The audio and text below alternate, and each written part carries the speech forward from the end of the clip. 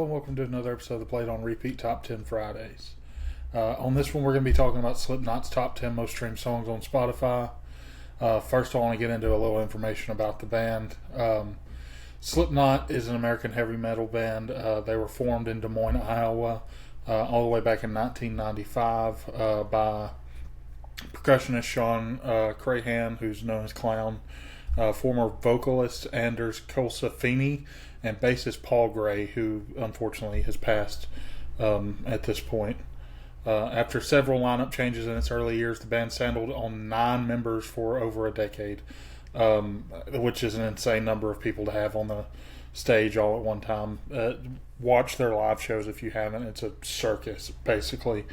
Those members being Crahan, Gray, Joey Jordison, Craig Jones, Mick Thompson, Corey Taylor, Sid Wilson, Chris Fiend, and Jim Root.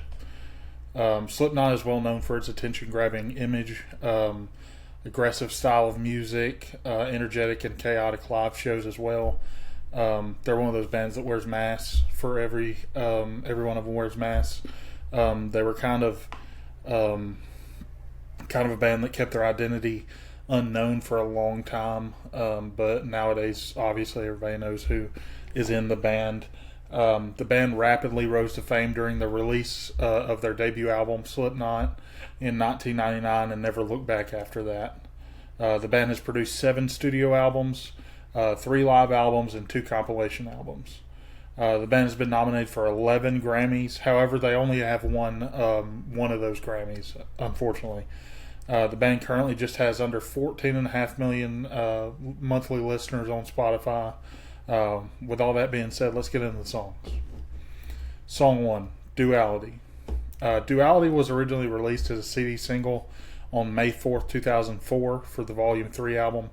Unlike many of their previous singles, Duality, like most of the songs on Volume 3, does not have profanity.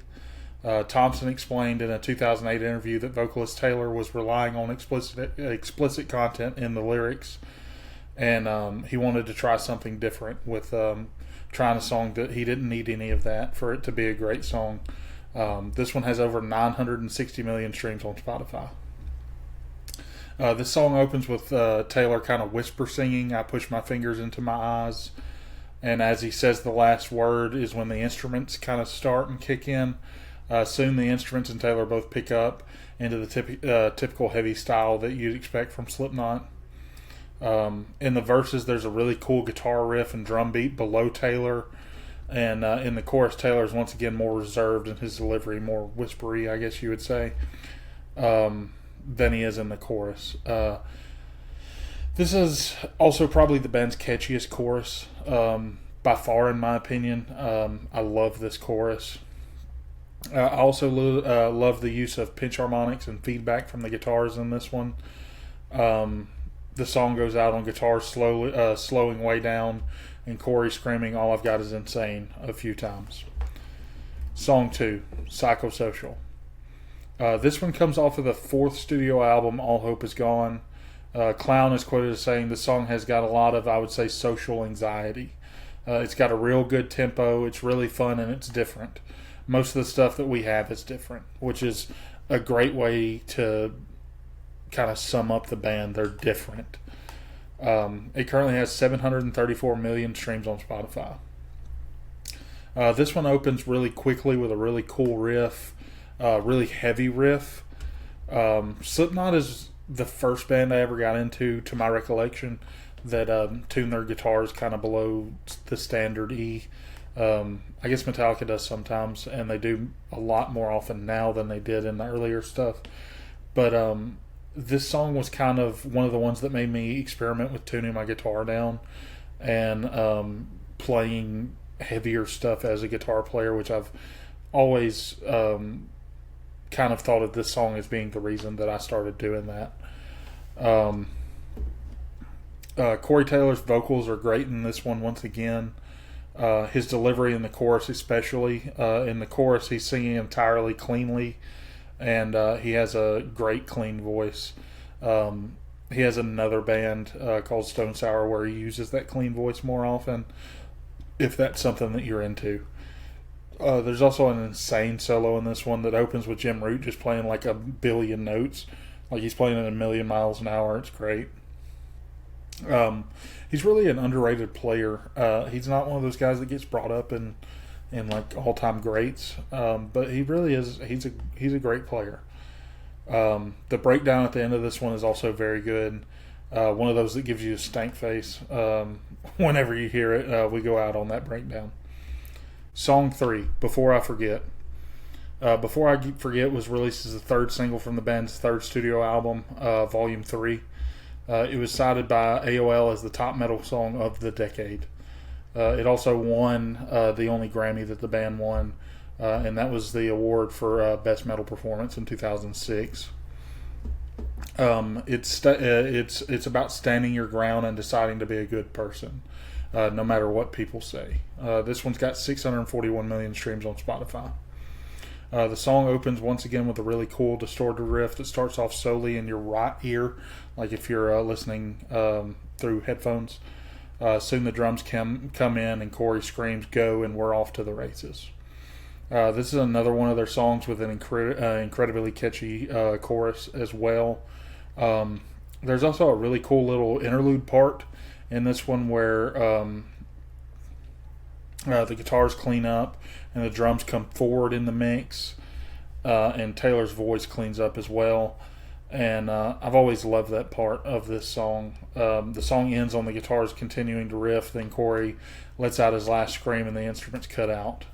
We have about 15 seconds at the end of just like weird noise and kind of like static and stuff like that plays before the song is completely over. Alright, Song 4, Wait and Bleed. Releases their debut and lead single from their 1999 self-titled debut album. Joey Jordison recalled in an interview with Kerrang! I've never heard of that publication, but he said, "I wrote the music for Wait and Bleed on my own. I showed it to the guys at rehearsal, and then Corey wrote some lyrics really fast in our practice space. He took us to a new level immediately." So this is a song that was written just after Corey joined the band, and it was kind of the band's first introduction to Corey and how good of a songwriter that he was. The song's about that switch in your head that can go at any moment is what it's described as. This one has just over 543 million streams on Spotify.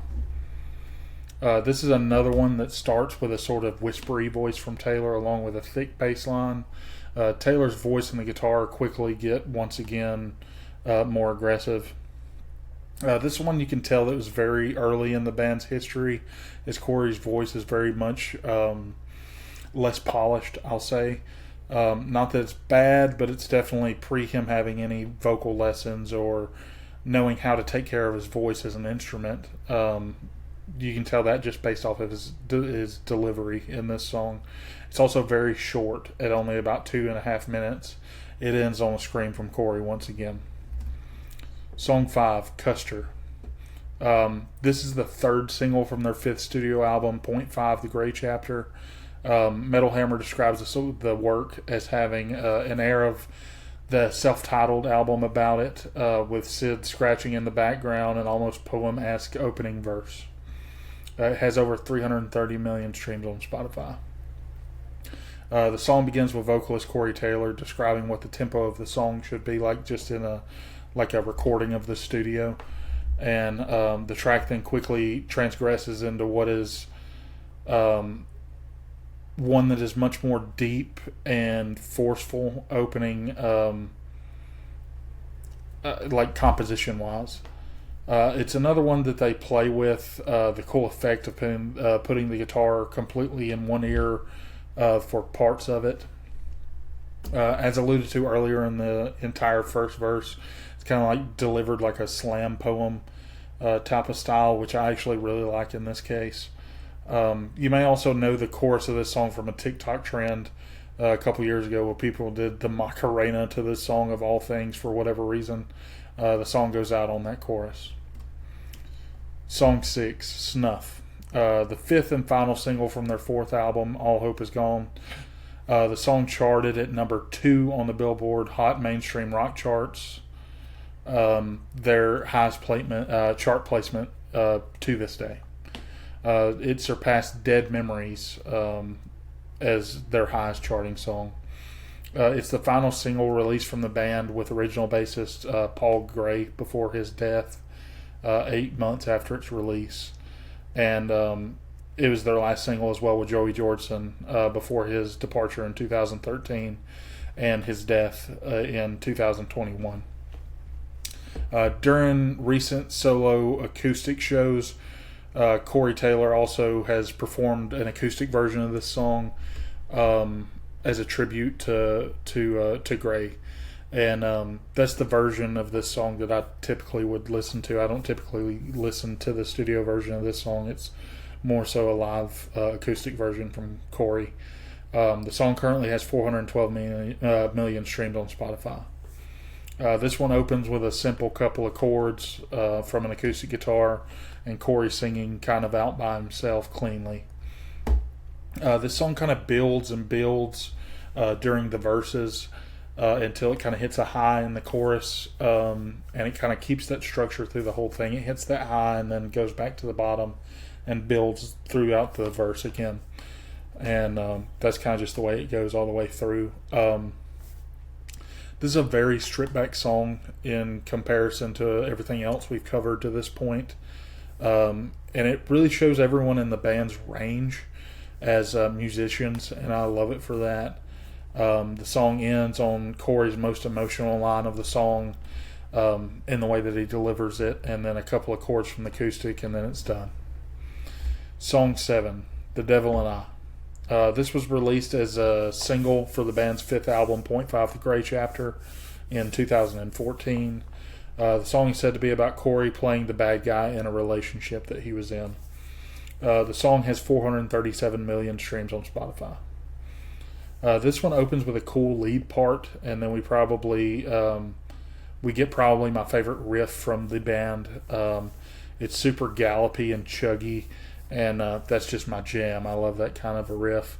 After the intro, the song gets super atmospheric, and the guitar and Taylor's voice are both clean. This one kind of takes the opposite approach of a lot of their songs, and the chorus is the heavier part of the song, and the verses are the cleaner bit. The back half of the song is super hectic as well, but like in the best way. The song ends on a chorus, then about 40 more seconds of that super atmospheric instrumental, similar to the verses. Song 8, Unsainted. This was released as the lead single from their sixth studio album, We Are Not Your Kind, on May 16th of 2019. Rolling Stone called the song an unsparing headbanger, which I think it's an amazing description of the song. It currently has 350 million streams on Spotify. The song is opened by a choir, and then Corey Taylor starts singing, and he's joined by a really cool drum fill. Corey once again returns to the super screamy singing in the song's verses. I think this one may be my favorite song from the band overall. And to take it a bit further, it's probably a hot take, but We Are Not Your Kind, I think, is my favorite album from the band. I know that's not a popular opinion. It's a great album. Everybody likes it that I know of, but it is my favorite from the band. I have to point out the drums, especially in this one. Slipknot's drums are always great, but this one especially kind of stuck out to me. It's one of my favorite parts of the song.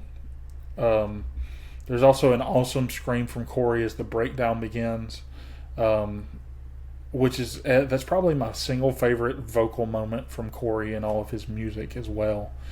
The way the song ends is really cool as well, because it's like they just got to the point of getting to going off the rails, and it just ends as that happens. Song 9, Alice. Corey Taylor said, I've always loved the lyrics for Alice. I'd never written anything as raw and open before. It was all about the absence of my father, being a teenage addict, and also being forced to enter Narcotics Anonymous when he was still messed up in treatment. They kept telling him, It's all in your head. That line resonates with me to this day. The song has 197 million streams on Spotify. It opens with a record scratch and some really weird guitar parts. That's the best words that I have for it. Like, I don't know how to explain the guitar parts in this song. Corey delivers his line in this one like a lunatic. Like, he's insane. The song also abruptly kind of cuts back into that intro guitar part in some of the places during the song. This is another one of those songs that you can't that you can tell was on the debut album because of how raw and unfiltered it is, and production value from the original album as well. I do enjoy that, but I enjoy what the band evolved into more. That's probably why I'm more of a fan of We Are Not Your Kind than, say, something like the debut album. Song 10, Spit It Out. Originally, Spit It Out was recorded as the leading track in the 1998 demo of the band's self-titled album. They initially intended to re-record it for the final release, resulting in a even faster remix that was recorded, and there was even a slower version that was recorded, but the band was unsatisfied with either of those versions, so they just kind of kept with the demo version and recorded and just released that. The song has 235 million streams on Spotify. It once again opens with an interesting guitar riff. Taylor in this one is almost delivering a speed rap style of vocal. It's really different than anything else we've heard to this point. This one's just full of energy. It's like if somebody had bottled up energy, it would be this song.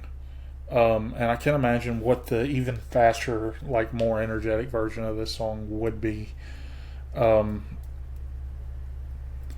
If I'm going to be honest, it's not one that I'm the biggest fan of from them. I kind of wish some of their other songs had made this list over Spit It Out. But this one did ultimately make the list because of how many people do love it. With that being said, let's talk about some of their songs that didn't make the list that I still love. That list includes some songs like Nero Forte, which is a very close second for me to Unsainted. Solway Firth, All Hope Is Gone, and heck, nothing from the Iowa album made this list, which is surprising to me because I thought that the Iowa album was kind of like regarded as the best album from the band, but none of the songs from that album show up here in the top 10 most streamed songs on Spotify. It's really insane to me that that's the case, but oh well. Well, with that all being said, we're done. We've been over the top 10 songs, and I just have to say thank you once again for watching. Please like and subscribe if you enjoyed, if you're on YouTube, and share with a friend if you're on Spotify. And thanks. Bye.